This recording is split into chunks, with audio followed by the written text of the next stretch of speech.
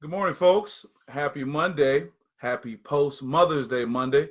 Shout out to my mom, Patricia Jackson. It's great to be able to see you yesterday on Mother's Day. And boy, we were able to sit and watch some basketball and some game sevens. It was a weekend of game sevens. So here I am today on Monday to talk about the Monday mentality. Mondays are tough. Scientific studies have shown Mondays are the toughest days in the week because people are coming off the weekend, dealing with the challenges they may have had or dealing with the success they may have had.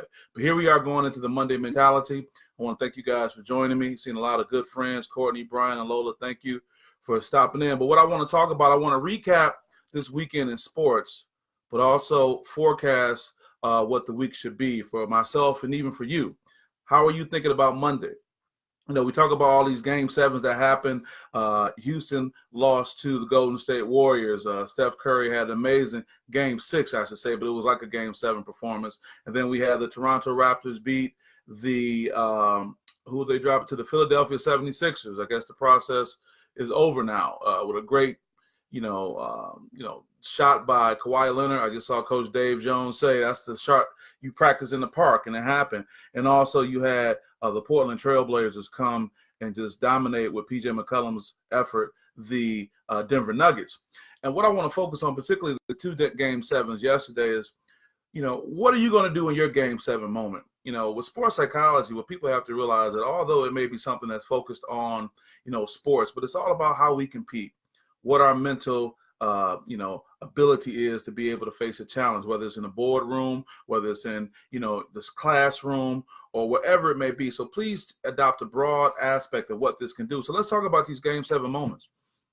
Many of us don't get the chance to have a game seven moment in life because we get swept. Whether you're going up against a team that's better than you or you have just mentally not equipped yourself to be able to have a back and forth. Many young people, especially, they deal with this thing. If there's going to be any pressure towards them, they don't want it. So they don't get the luxury of being in a game seven moment. And then when you're in that game seven moment, what player are you going to be? Are you going to be Kawhi Leonard with the game-winning shot after an amazing effort? Or are you going to be Joel Embiid who came up short? Now, many can say that, the huge contrast and comparison between Joel Embiid and Kawhi. Kawhi is a quiet guy. He wasn't even trying to finish his interview after the game, the post-game interview. He was trying to take off. And Joel Embiid has been, you can call him a loud mouth, a talker, a jokester, but he didn't get to the conference finals. So my question to you all is, what are you doing to work on your craft?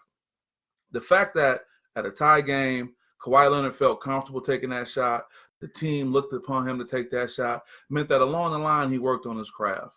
There's a real interesting theme because Kawhi Leonard, Fresno State, P.J. McCollum, who did a great job, Lehigh University, first person from his university to be drafted. And even if we go back to Steph Curry's great performance in this game six, Davidson.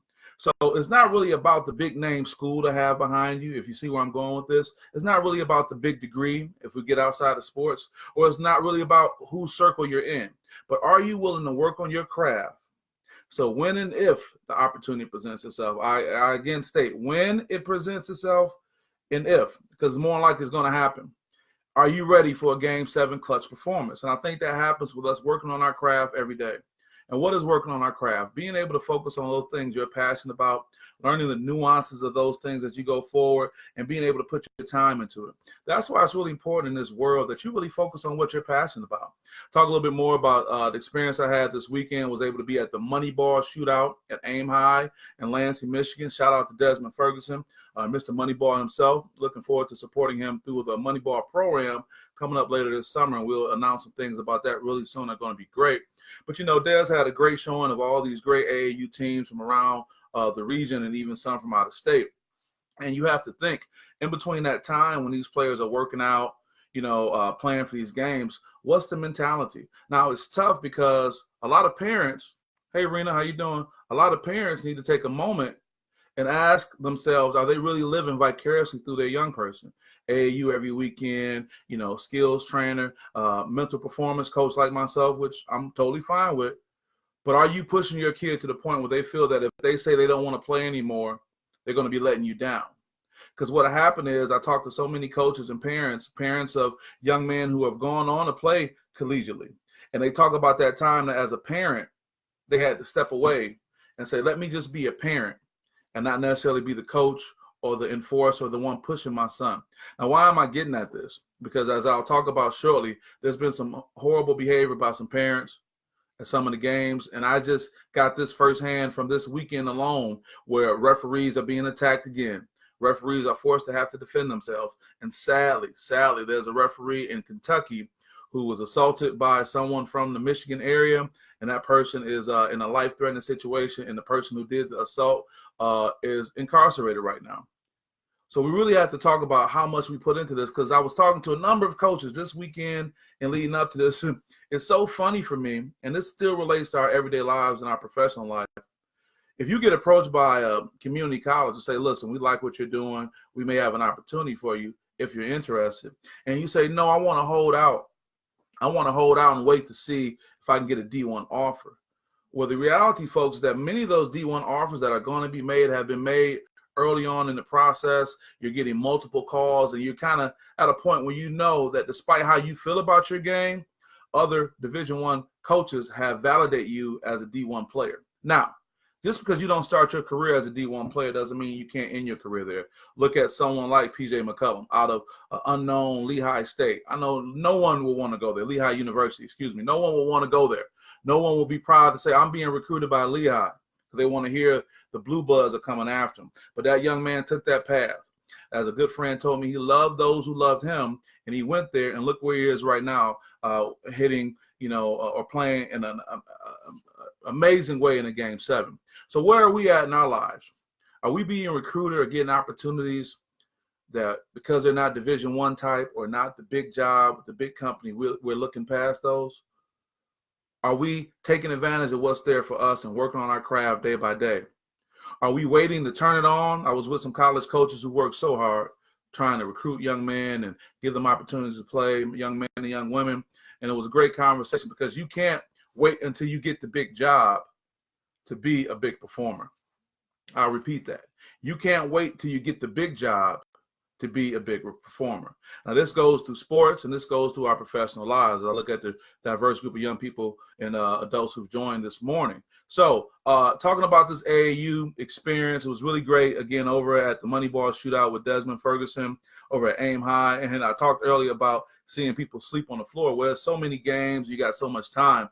What I am proposing for some of the organizations in this area and throughout the country is a sports psych one-on-one pit stop, where during these AAU tournaments on location, I'll be able to present and talk about some tools and some introductory topics as it relates to sports psychology to help these people stay connected. I was able to watch a couple teams that I've spoken at their camps. So to see them come as far as the UP, shout out to Grindhouse and Marcus for bringing this team down, and to be able to see them compete with a larger talent pool, and then to be able to later go back and be able to speak to them on a sports psychology level about what they can do to better improve is a way to just really help our athletes improve. And it's also an opportunity for parents. When we talk about this transition, is your son or daughter really ready to continue to play? And if so, are they ready to take the next step up? Because again, these college coaches I talk to all the time on every level, from community college to Division II to Division I, tournament level teams, they tell me many athletes, student athletes, have this attitude of entitlement as far as where they're supposed to be with their playing. But if you put them in a shooting drill, for example, in basketball, and say you can't leave the corner, shooting spot until you make 10 in a row, many of them can't do it. There's something to be said about that. There's something to be said about our society when we're so quick to say these big things we want, but we can't really show us getting the little things done. I'll repeat that. We always want to talk about these big things we want, but we can't really show a record of getting the little things done. So with that, we're approaching the 10-minute mark. I didn't want to take too much for you this morning. To recap, a great weekend in sports, but the forecast, what's your Monday mentality? How are you looking at Monday morning going forward? Again, it's been stated that 10 a.m. on Monday morning when the most heart attacks occur, because people are realizing that they're at a job or in a career doing something that they're not really happy with. So I encourage you, as we get ready to get into this great weather, hopefully this is Michigan, we got a snow blizzard or two to come probably. All right, I don't want that to happen. But I hope that you can get into a mindset that your Mondays can be days that you can be energized, saying, hey, I'm looking forward to a great week, no matter what happened that weekend. And if you were the Joel Embiid, the Jamal Murray, or the James Harden, or that team that lost those big crucial games, what are you saying is, what's my next move to get better? What am I going to work on to get past this point? Because you find the greatest shooters, the greatest players, they don't worry about what happened last. They just focus on what's next. And I think that's what we need to do. So with that, I want to wish you guys a great Monday. Wish you a great week. I hope that you have a positive Monday mentality. I hope that you have a growth mindset and not a fixed mindset, and go on and do some great things. And I look forward to talking with you guys really soon, later this week, being announcing some great things, as I talked about, possibly with Moneyball, for some unique things this summer with the ProAm, and also looking forward to doing some great things with the Jack Ebling Show when I stop in to see him on Thursday. So thank you, everybody. Have a great day, great Monday, and beyond. Bye-bye.